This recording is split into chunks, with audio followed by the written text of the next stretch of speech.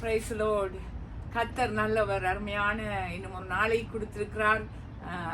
குளிர் இல்லாதபடி வெளியிலே வந்து இருந்து தேவ வார்த்தையை நாங்கள் தியானிக்க கர்த்தர் கிருபை செய்திருக்கிறார்.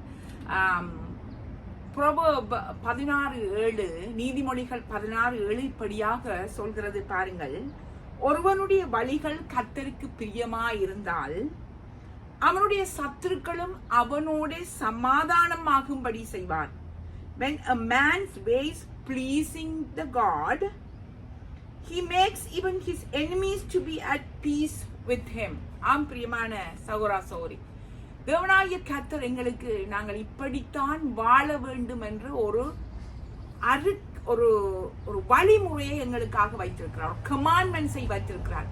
நாங்கள் இந்த உலகத்திலே எப்படியும் வாழ்ந்துட்டு போகலாம் என்று அப்படி வாழ்வது வாழ்க்கை அல்ல. இப்படித்தான் வாழ வேண்டும் என்று ஒரு வரையறை இருக்க வேண்டும், ஒரு டிசிப்ளின் இருக்க வேண்டும். அதைத்தான் தேவனாகிய கர்த்தர் எதிர்பார்க்கிறார்.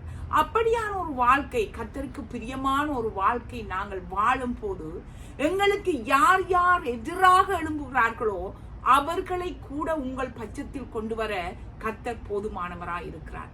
சோ இந்த லைஃப் எங்களுக்கு எல்லாருக்கும் ஒரே ஒரு லைஃப் தான். அதை எப்படியும் வாழலாம் என்று வாழ நினைக்காதபடி கர்த்தர் சொல்றபடி வாழ நாங்கள் எங்களை ஒப்பு கொடுப்போம்.